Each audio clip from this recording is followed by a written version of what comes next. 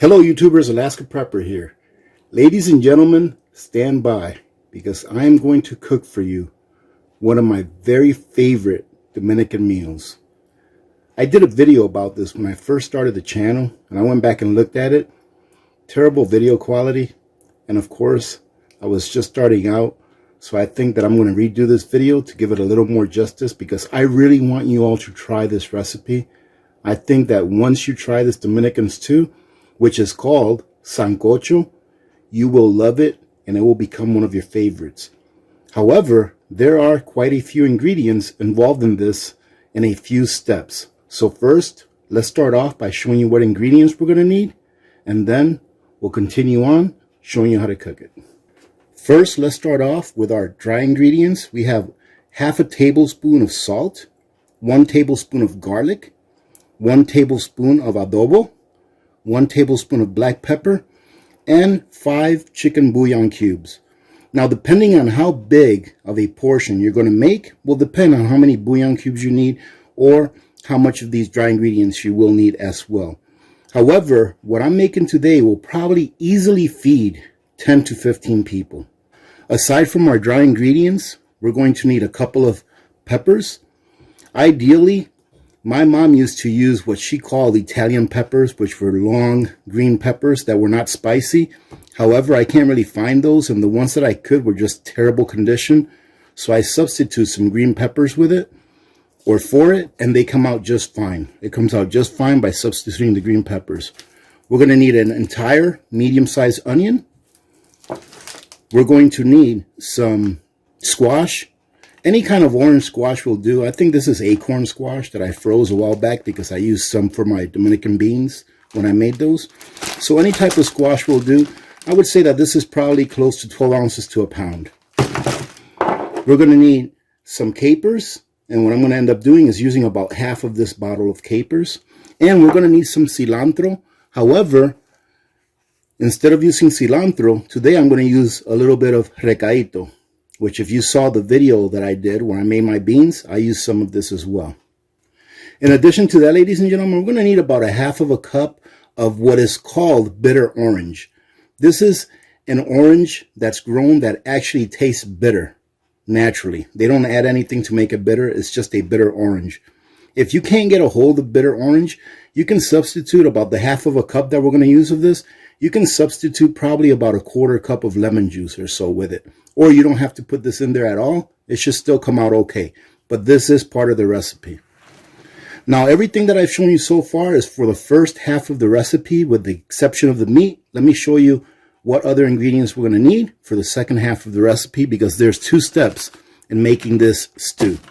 We're going to need some yuca for the second half of the recipe. And yuca is just a root that is a starchy, I would call it vegetable, but it's a root. In addition to that, we're going to use a couple of, I think this is pronounced in English, chayotes, but I call them cayotes. Right? This is a vegetable or a fruit. I don't even know if this is considered a fruit or not, but I'm going to call it a vegetable. If you want to know what it tastes like, it is very translucent and it pretty much takes on the flavor of whatever you're cooking. This is a staple in our culture, and we always add it to our sancocho. We're going to be adding 2 of these, but that's going to be on the later process of making this stew. We're also going to add a few potatoes to it as well. When we get to that part, I'll show you how much I add and what I do to the potatoes. So let me show you the meat. Now, ladies and gentlemen, don't be scared, especially you vegetarians out there. If you want to make this dish without meat, you can. In my opinion, it won't come out as tasty, but it can be done without meat. However, this is a very meat-dense meal. And if you remember, I told you that this is going to feed anywhere between 10 to 15 people very well. There are 3 types of meat in this stew. As you can see here, we have beef, and these are actually oxtail, which, ladies and gentlemen, I can't believe how expensive oxtail are nowadays. So in addition to being a meat-dense meal, this is a pretty expensive meal at that. But we're going to have oxtail, we've got chicken, and we have some pork riblets, which come out great in this meal. So what we're going to do now is I'm going to show you how I'm going to cut my onions and my peppers, and then we're going to start adding everything into the pot and getting everything to cook up so that we can finish the process Unfortunately, this is a full day process, ladies and gentlemen, okay? So you're going to have to be patient. However, I give you my word that if you're patient and you follow these steps, this is going to come out great, and I bet you it'll be one of your favorites. Ladies and gentlemen, this is a very easy process as far as cutting the vegetables. You don't have to cut them in any small pieces. Actually, the bigger they are, when you put them in there, the better. So all I do is I just separate these. I take the inside out of it. I just trim up these little pieces. And that's good to go. You can put this piece in there just like that. So I'm going to go ahead and do that with this other one and this other piece. The onion, all I'm going to do is peel it, cut it into quarters, and we're done.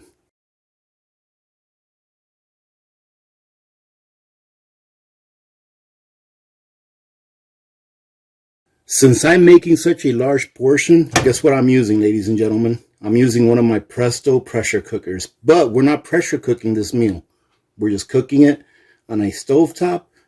I might put the lid over it just to keep the steam in, but we're not pressure cooking it, okay? First thing we're going to do is we're going to add the meat to this. We're going to start with laying down the pork on the bottom of this pan. Or pot, not pan. Now, if you decide to use meats that are pretty lean, before putting in your pork, you may want to put just a little bit of oil. It could be olive oil or any oil that you prefer.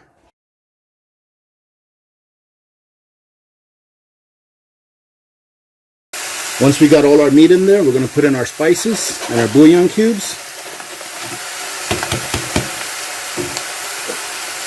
We're going to put in half of a small bottle of capers. Now this bottle of capers is 3.5 ounces, for anyone that wants to know. We're going to put in the juice and everything. That's about half. We're going to throw in our peppers, our onions, and our squash. Now all we have left to do, ladies and gentlemen, is put in some water.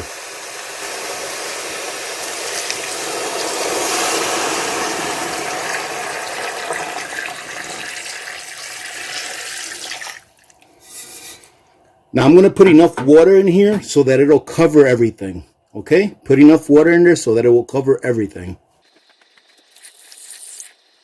Now, ladies and gentlemen, I'm not a very good teacher because, look, I almost forgot 2 ingredients. We need the bitter orange, about a half a cup. And we also need either the cilantro or the recadito. The recadito is probably about 1.5 to 2 ounces. Now we'll put in the rest of our water. And I'll go ahead and put more water in here to make sure that it's covered all the way to the top. But once you've got your water to the top, ladies and gentlemen, all you have to do is put a lid on this, bring it to a boil. Once you bring this to a boil, you're going to put this on your smallest burner and put that burner on the lowest setting. You're going to let this cook for like 4 hours, right? So we'll be back in about 4 hours to show you what the next step is. All right, ladies and gentlemen, so our first cooking is done. The next thing I'm going to do is, look at how pretty everything looks, by the way. But I don't want to stir this around. The next thing we're going to do is I'm going to take all of this excess fat or grease out of here and put it in a bowl. Because all of this meat that was in there, especially the pork and the beef tail, the oxtail, all of that let off a lot of fat or grease. Sorry about the noise in the background, ladies and gentlemen. That's the dogs playing around. So I'm going to go ahead and scoop all of the grease out of here, put it in a separate bowl that I'll get rid of later on, and then I'm going to show you what the next step is.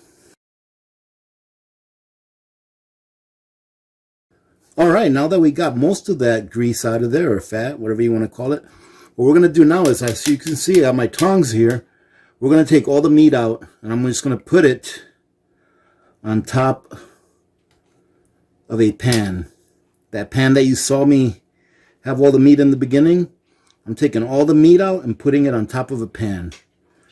And then there's one very important step that we need to do once we take the meat out.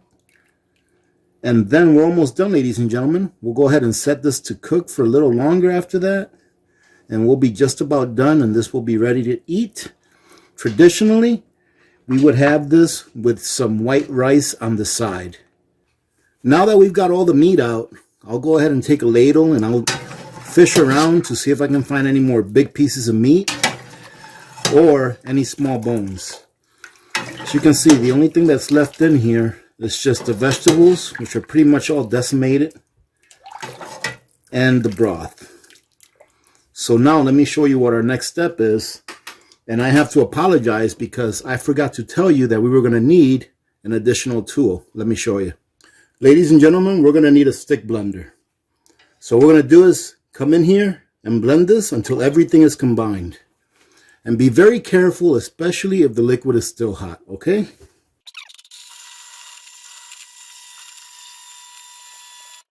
And now that everything's blended up, you can see how nice and silky it came out. This is the part, ladies and gentlemen, where you taste it and see if it tastes good enough for you as far as how much salt it has, maybe if it needs another cube of chicken bouillon or something like that. So let's give this a taste. And that is perfect the way it is. It's good enough the way it is. It tastes just fine. Every once in a while, I even find myself having to put like an extra chicken bouillon in there, but this came out perfect. So now all we have to do is put in the meat, put it back in there, put it back to cook at a slow burn for about another 2 hours, and then we will do our last and final step, and then after that we'll be ready to eat. You're gonna like the way this comes out, I guarantee it. Now don't worry about putting these big pieces of meat, these porks, back in there, because by the time that this is done cooking, they're gonna fall right off the bone. And there we go, that's our last piece of meat. So what we'll do now is we're gonna go ahead and turn the burner back on in the back there. We're going to put it on the lowest setting, and we're going to let it cook for about another 2 hours before we finish our last step. It is time to put in our vegetables, ladies and gentlemen. So what I'm going to do is I'm going to cut these. I've got about 4 potatoes here that I'm going to cut into small chunks. And I also have some yuca. Let me show you what it looks like. I had the yuca frozen, so I have them in the sink. This is what the yuca looks like. This is called yuca or yuca root. I'll cut these yucas into small pieces as well to put them in there. So I'm going to go ahead and cut one of these cayotes live. That way you guys can see what it looks like inside. And then I'll speed everything up, because I'm sure that you know what potatoes look like. And this is pretty much what the yuca looks like. It's just a white starchy root.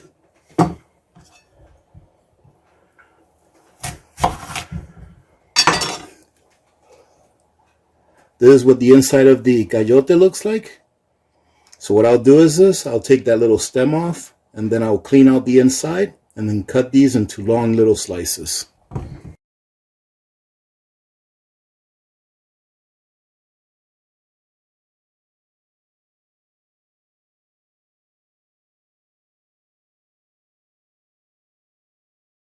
Now that everything's chopped up, we'll go ahead and put everything in here, which is going to be a pretty tight fit, but it should fit. Put it in nice and slowly so that you don't get any spatters.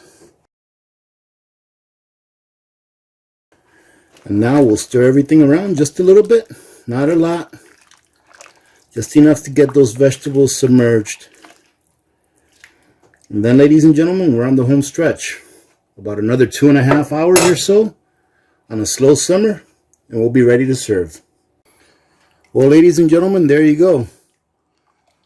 This is the finished product. Now, seeing it inside of this pot doesn't really give it justice, so I'm going to go ahead and plate some and show you what it's like. Like I said, traditionally we have this with some white rice on the side, and that's how we're going to eat it today. So stand by, I'll be right back. There you go, ladies and gentlemen. That's what you call real Dominican soul food. As you can see, everything came out just right. And I'm not going to taste it now because I've already had some. So that's my confession to you. But it came out perfect. So I hope you guys try this. And if you do, I hope you enjoy it and eat it in good health. Having said that, remember to be good to each other. When good people do good things happen. Remember to reach one, teach one, and repeat. If we all did this, the world would be a better place. And you know that it will be a better place. Many blessings to all of you and your families. This is Alaska Prepper. I'm out.